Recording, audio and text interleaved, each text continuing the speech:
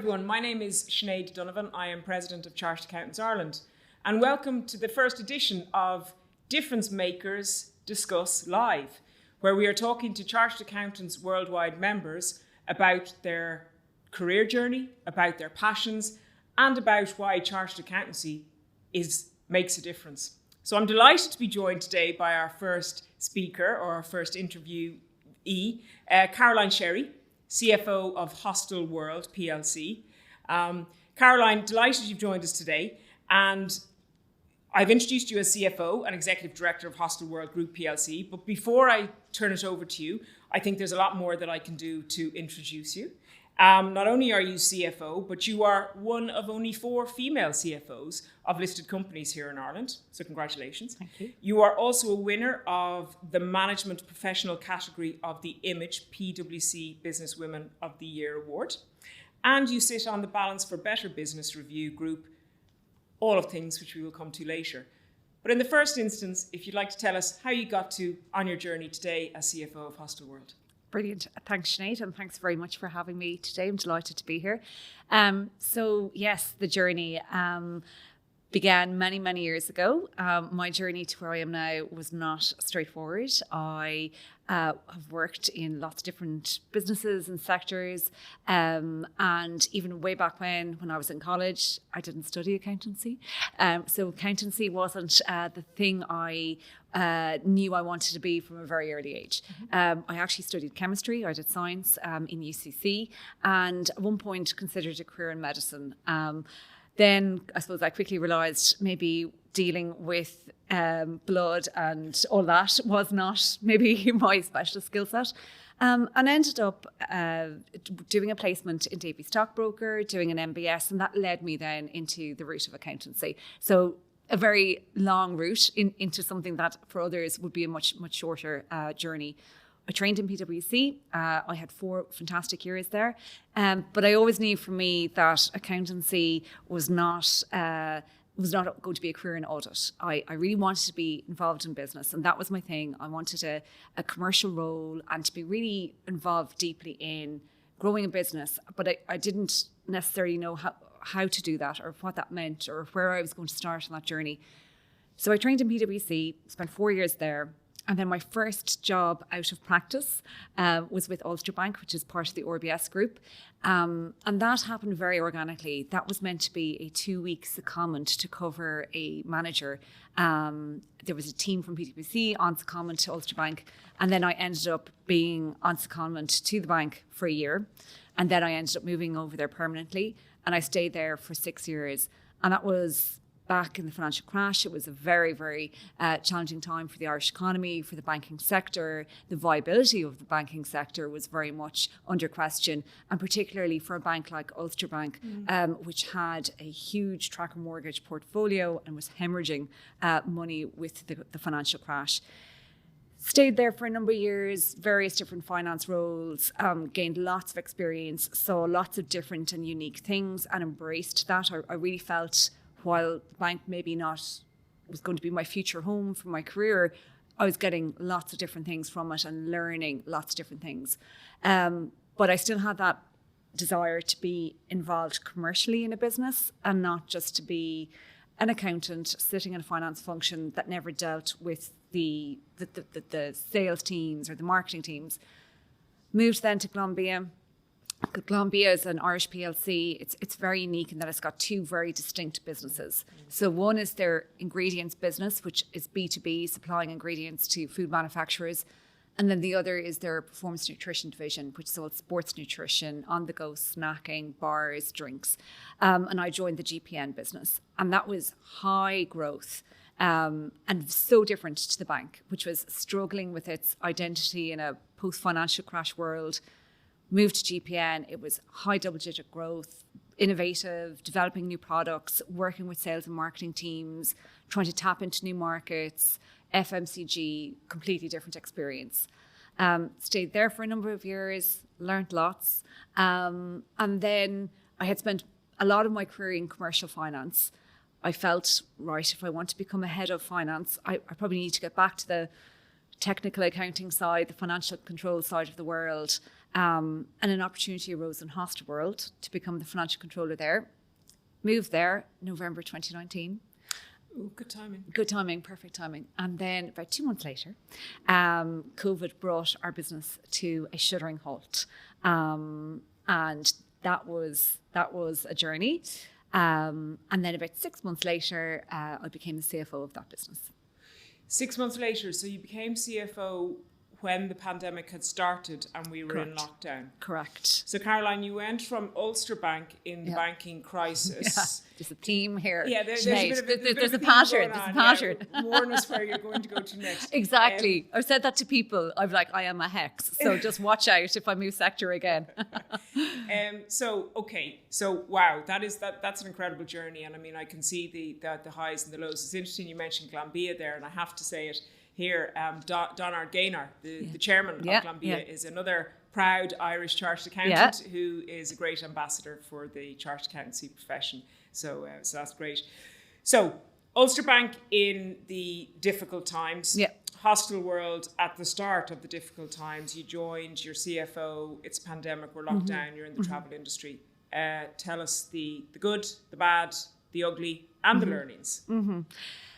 I think, sometimes the naivety helps, right? I mean, when I got the phone call to say the boss, that the CFO at the time was leaving, and that the board wanted to appoint me as CFO, I wasn't like, this is fantastic. This is everything I have been looking for. I was absolutely filled with fear and anxiety, and really just couldn't envisage myself in those shoes. I had respected the outgoing CFO so much. I had worked with him back in Glanbia, and I just thought I couldn't possibly do what he does. And I think one of the biggest learnings for me through it was actually you can. And so many of us can. And that's something we can touch on again, but really it was survival mode, right? You're going in every day. Well, when I even say going in every day, we were working from home, but it's almost, when it started for us, it probably hit our industry earlier than others. There were a couple of weeks in the office where COVID was very much part of the national narrative.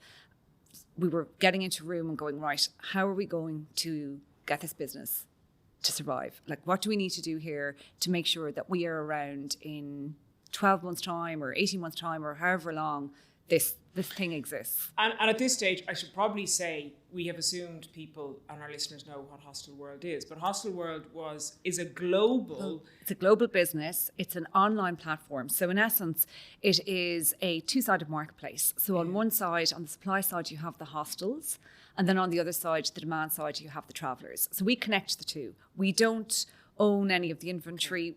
We take the booking and we collect our commission. So it's a global business. So gradually this was shutting down, country by country. Correct. So we have an office in Shanghai. Asia is a key market for us. COVID there was very much an issue in 2019. We could see the impact it was having on our colleagues over there and on our business over there. And it was almost that tidal wave of it moving through all the different geographies. And really we had to just act with intent that this was going to be very damaging to the business and that we just did not know how long it was going to last. So the depth and the duration was one big question mark. So we had to go extremely deep to make sure that we would survive. And I have to say our vendors and the people that we worked with us were fantastic. Everyone went with us on the journey. So, you're ringing up people, your audit partner, for example, and saying, I can't actually pay you. No. And I actually don't know when I'm going to be able to pay you. Okay. But I will. But I just come with me for now. People were remarkable. So we went down through every single cost line item in the P&L. We paused everything. We recut in everything. We killed as much cost as we possibly could. We took 7 million of cost out of the business. 7 million? 7 million of cost out of the business. We reduced our headcount it was 330 in March 2020. And then it went down to 240, even less. It's at 240 now. Prior to the pandemic, we were on the cusp of a Class 1 transaction. So we were a thriving business that was about to acquire another business. We were on an M&A path. We were growing organically and inorganically, and that effectively just stopped overnight. So I suppose, the highs and the lows, there were definitely a lot more lows. We had to raise, equity. Liquidity was, cash is king, and liquidity was paramount, and managing that. We raised equity in the summer of 2020. And I think possibly one of the darkest moments was, whilst that was very well supported by our shareholders and oversubscribed, it was the realization less than 3-4 months later that we're like, that actually isn't going to be enough. Okay. And that's a very dark moment because you're like, our shareholders have supported us, they've funded us, but this is an 18-month minimum problem. Personally, I felt, and you touched on it, there's very few female CFOs in Ireland of public companies, and I certainly did not want the ship to go down on my watch. I felt a huge responsibility for that. I felt a huge responsibility for the people that worked in Hostelworld, for the hostel owners. The hostel category is very unique. It's not backed by big money. A lot of the people who are in this industry are there because they are so passionate about what it is they do. It is still very much independently operated. You don't have like the Hilton Marriotts or Intercontinentals. It's single owned hostels. So yeah, I suppose they were the hard bits. Who were your supporters, or who were your support team at the time? Was it your board? Was it your peers? Who did you turn to? A bit of everyone. Like, there was a lot of board calls because naturally we raised equity. And actually then when we moved into the debt process, we ran a due diligence process there to raise the debt. That was again something new that I had never been involved in. We had to actually change our articles, our company articles, because there was a limit in terms of how much debt and borrowing we could bring into the business. So our shareholders had to be supportive of that. But as well, it's outside of that, it's your family and friends. It was my husband who had to listen to everything that was going on day in, day out. It felt quite lonely. And it's COVID, right? So we're all at home. You can't sit down with your team. Everything's over Zoom. Your kids are feral and illiterate as mine. I felt genuinely, I was like, if they go back to school and they can literally sit down for the school day, I'm taking that as a win. So homeschooling was a conceptual thing in our household at that time. But yeah, and friends and people I had trained with, colleagues from PwC that I'm still really, really good friends with, that network. Because whilst everyone's going through their own thing and it's quite unique to them, it's the empathy and understanding we have for each other and the kind of the words of encouragement. You can do it. Yeah.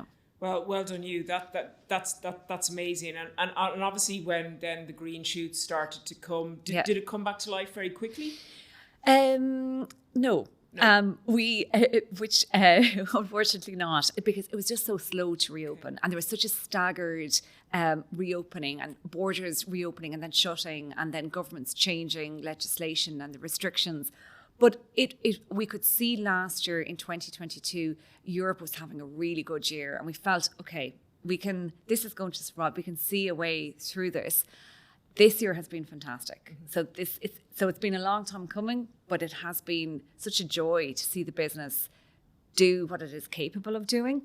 And it's funny, I say to the CEO, when we talk to shareholders and investors, the less I talk, it's almost the better now at this stage, because it's less explaining the financials, where are we at, what's cash burn like. Now we're back talking about social, the network, the app, product features. It's really fantastic. Yeah. Brilliant. Well, well done, and a capital O for resilience there, I think is what we can say. You've touched there on investors, and I know that part of your role as CFO is probably doing roadshows and talking to the investors. Yep. Is that something that you're at ease with? Is that something that the Chartered Accountant's qualification has, kind of armed you for? It was definitely the part of the role that I was the least experienced in taking it on, and the part that really made me the most apprehensive, because I just felt, do I have enough? Have I earned the stripes almost in front of these guys, to be able to stand up credibly and I do say guys because typically that's what it is. But have I earned the stripes to be sitting here, that I have the gravitas and merit to be the CFO of this public company and literally run the business that their money, that they've invested their money in? I think from a chartered accountant's perspective, yes, it gives you the credibility, right? And and so much of my journey in the initial 12 months in the role was so focused on things like going concern, viability assessments, particularly when we were raising the debt, and it was distressed debt, very expensive. And because again, we had to change the articles of the business, we needed the shareholder approval. So having that chartered accountancy background, the qualifications, and being able to explain it in a way that they understood, some of whom are accountants themselves, some aren't, but it gives you that financial numeracy and the credibility and understanding, look, this is why we need to do this. I'm looking at our liquidity profile over the course of the next 12, 18 months. We need to have enough resources to pay the liabilities. Otherwise, we're not classified as a going concern. So absolutely. And I think sometimes when you're going through the exams, you may not necessarily appreciate how ultimately it does help you in practice, but it's all those little micro moments along the way equip you for the difficult situations then. Very good. And I think what I picked out there that you said was it was the credibility of the chartered accountant's qualification. Absolutely. And the trust factor. 100%. And I know that's a big thing in the Edelman Trust Barometer that it comes out every year, that chartered accountants are very high up in that trust factor. Absolutely. And long may we protect that and cherish it. Yeah.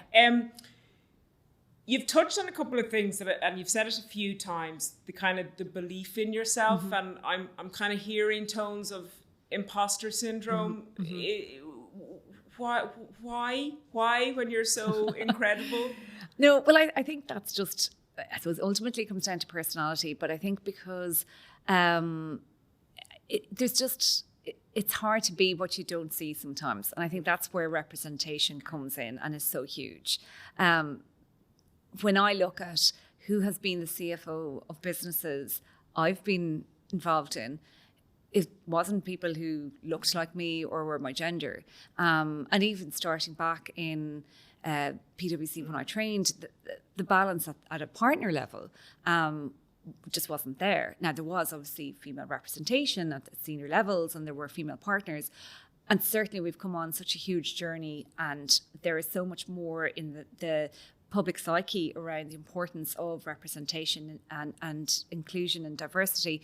But I guess that's where it stems from probably, is that just I probably never envisaged myself in the seat because I didn't necessarily think it would be something I could do and also be a parent and everything else that comes with that. Yeah. No. And that's, and I can absolutely relate to that. And thank you for being so honest. But you are now there. You're one of 4 female CFOs in listed companies, and that's great. I mean, gender equality is obviously something that is really important to you. Absolutely. And you sit on better balance. Am I going to get it right? Balance for better business. Yeah. Talk to us a little bit about that. So Balance for Better Business is a review group that it's business led. So you have leaders from various different sectors, public and private sectors, working with government to try and promote gender equality in organizations. And so typically focusing on the senior executive level, but also further down across all levels of the organization, really. And they publish a report annually that reports on where are we statistics-wise, where are we benchmarking versus our peers in Europe. When we look at businesses in Ireland, if they're public, private sector, if they're large multinational organizations, what level of gender balance do we have on boards, senior exec level, leadership teams, etc.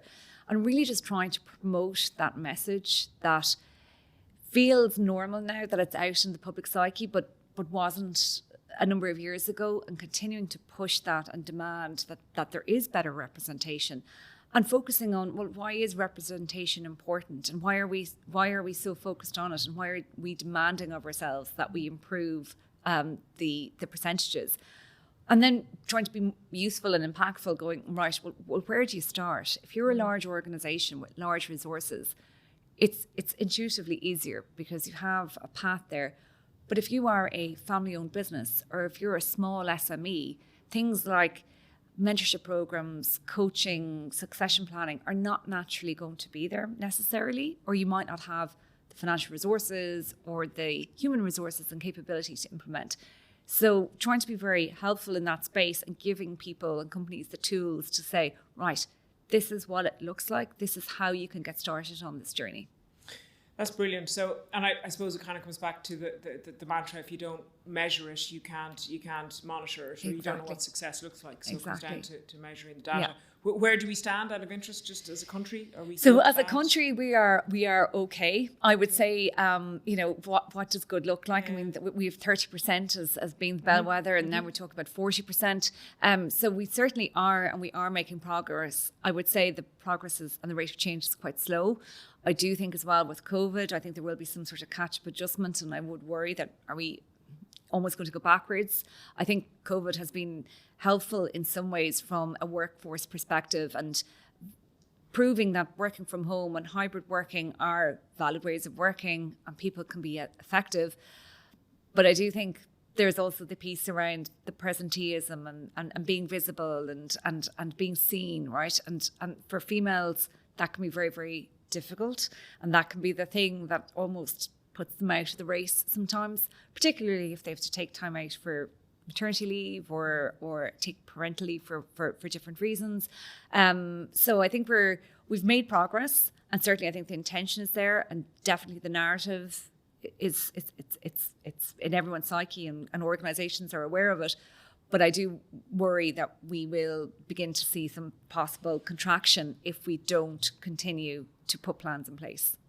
Really interesting, because I remember I said something very similar during COVID when I was being interviewed, and someone said, isn't it great that with the flexible working now that it's great for females? And I said, well, it's great for everyone that it can be seen to be done. But my fear is that, exactly what you've said, that when people return to work, it becomes the males going back to work, and absolutely. So I think it is incumbent on leaders to ensure that there is the ability for both sides to be flexible, the employers and the employees. And I would really, certainly in my business, I would welcome and champion paternity leave and the men taking some time off to be with their families as well. Absolutely. Anyway, let's not get off on a tangent. On that though, as a very successful female chartered accountant, would you have advice to younger female ACAs, or is there the need to have differing advice to males and females, or is it the same? That is a really fantastic question. Do I have differing advice? Well, I think yes, in some instances. I think for both males and females, I think absorb it all, right? I think I talk about micro moments. I think your career is made up of so many little moments that may help you at a time that you don't think it necessarily will. It is all character building sometimes. Like the adversity is where you learn. And sometimes it's just the day-to-day hard graft that you learn so much about yourself, and that will be the thing that will help you in the tough times. So I think it's like chartered accountancy has given me more in my career than I ever thought possible. Like I went into chartered accountancy with a vague notion of wanting to be involved in business somehow, but conceptually nothing beyond that. And it has given me so much more options than I thought it would. Like being a chartered accountant is not always being in practice. There are so many business leaders that have the accountancy qualification, they're chartered accountants, but they could be running the marketing division, or they're working the sales division, or the COO, or the CAO, data analytics. It's so varied where you can end up. I think for females, I think we are, I think we're far more capable than we give ourselves credit, right? So I definitely feel in the past 5 years, that's what I've learned the most about myself. I'm more capable than I give myself credit for. And we are very strong communicators. And then that's possibly a broad statement, but I think leaning into being a good communicator and empathy and understanding people it cannot be underemphasized or overemphasized, I should even say. But strong communication. I work with so many talented people, and communication is the thing they fall down on. Lean into that. Lean into every opportunity that you can get, because while it might be tough and you might not necessarily enjoy it, you're going to come out of it with something. You mightn't think it at the time, but you genuinely will. That's brilliant. That's brilliant advice. And look, all I can say is that the more female ambassadors and leaders that we see like you, the more people will believe it and see they can be it. So thank you for that. You touched on communication, and I completely agree with you, but it's interesting in today's world where AI is becoming much more ever present. It's kind of stealing some of our communication skills. Sure. Yeah. Threats, opportunities, good, bad. Talk to me about it in your world, in Hostelworld or in general. Yeah, look, AI. We are AI obsessed in Hostelworld and in tech in general. So our business is all about connecting people, but essentially we are a data business. So whilst we're hosteling on the face of it, it's all data behind that hosteling experience. We've built a social network and we use AI now, and it will evolve over the next kind of coming years. So our strategy, the linchpin of our strategy, is AI at the moment. So we're looking at the social network that we've built, and what is it we're trying to do? We're connecting you, Sinead, with others in your city. So what does that mean? People go hosteling as a means to hang out with other people. They don't do it because it's a luxury travel segment, or it's really about finding others to hang out with. So we will take the data of Sinead, what's her age, what's her profile, where's she going to be on these dates, and we will put you into a social network with other people who are traveling to the same city on the same dates, not necessarily staying in your hostel, but staying in a hostel in that city, and we can also connect you with the people who are staying in your hostel. The AI piece is currently reviews, recommender loops. People like you, Sinead, go here, they do this, and they meet this person. And it just compounds and compounds and compounds. So the machines in the background are whirring away It's a bit like Big Brother to predict what it is you're going to do. So like for our cohort, and like when we think of like travel trends, our cohort, Gen Z millennials, they're the biggest population cohort in the world. They want to experience the world. It's all about experiential travel in a sustainable way. So slow travel. But 1 in 4 US millennials will travel solo in the next 6 months. So it is phenomenal, the amount of solo travel. 60% of our customers travel solo. And our split gender-wise is 55% female, so slightly over females. 60% of them travel solo. So they just want to meet people. They want to find fun things to do, unique things to do, experiences, and find other nice people to do it with. And AI will power that. It's amazing, isn't it? I mean, I think it is very much a generational thing because to me, to hear that you'd be posting where I would be, when I would be there, there's alarm bells ringing for me, but it's perfectly natural. Totally normal, because it's just another form of social, like a social network. I'm posting about your life, and I'm here eating this, and I'm doing this. What's unique about our business is we know where, instead of it being instantaneous, like I am doing this right now, our business is focused on, I will be doing this then, in that place, the future. So it's all the data behind that then that will allow us to go, okay, well, Sinead likes these things and she's going to be here, so she should do this and she'll meet these people when she's doing it. That multiplied by about 10 million customers a year. That is fascinating, and there is definitely learnings for us as a profession. Absolutely. As to how we should engage with this generation to make the attractiveness of the profession, ever more so. Yeah. That's fascinating. Coming towards the end, you talked about pivotal moments in your career, sliding doors moments, I sometimes call them. Can I be so bold as to ask, do you have a vision for the next 5 to 10 years? Do you set yourself goals? I I don't really, and that sounds slightly passive that I don't. But look, my career has been so varied. I've worked in banking, I have worked in FMCG, I'm now in tech, and I quite like that, and I quite like with careers. And when I interview people, I don't necessarily want someone who has worked in travel tech. I have plenty of people who work in travel tech. I want someone who's going to come with something different and their experiences, because I'll probably learn more from them and they'll learn more from me. But in terms of vision and goals, I would love to see this company fly. We have a fantastic group of people, 240 people, who have been with us through some intensely challenging times. And I'd like to see, I love the work that I do with the Balance for Better Business Review Group. I am very passionate about DE&I. I'm very passionate about leadership and female leadership and representation. I'd love to do more in that space.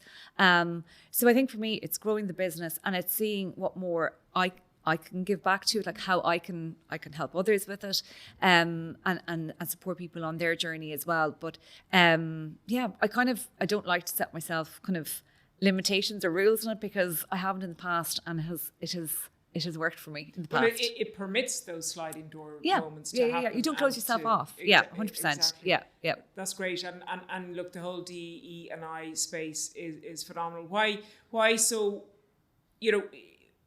I was going to say why so often is it females that champion it, but that was a bit of a negative way of asking the question.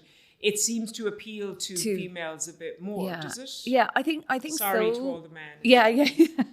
I think generally it does, right? And I think that's because, again, it possibly goes back to our point around representation, right? And we see that the importance of it, and why building an inclusive community is in your company is so important, because what are the advantages of that? It's allowing people to come to work in whatever way is best suits them to achieve their best. And I think, it's not necessarily a female issue or a female divide, but I think it's just more maybe having come up through the ranks and experienced maybe the challenges that they kind of feel it's something that they want to support.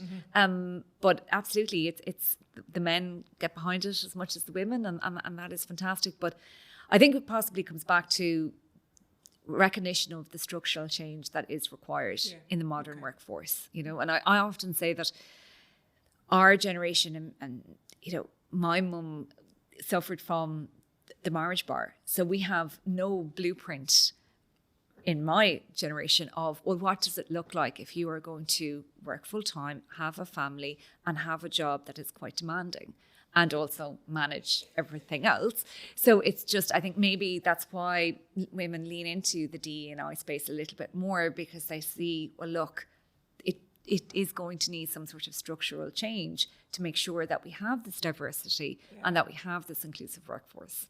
That's fascinating. It's something I hadn't thought of before. And to our international audience, the marriage bar was something in Ireland that really only got abolished, I think, in 1972, so that when females got married, they actually had to give up their career. It was in statute. So that's what the marriage bar was that you referred to. But it's interesting that Chartered Accountants Worldwide is obviously an international grouping. And what we see is that our various members are at various different stages in the journey of DE&I. And it's really important that we all educate each other and support each other on whatever stage of the journey they're at. So that's very insightful. Thank you very much for that.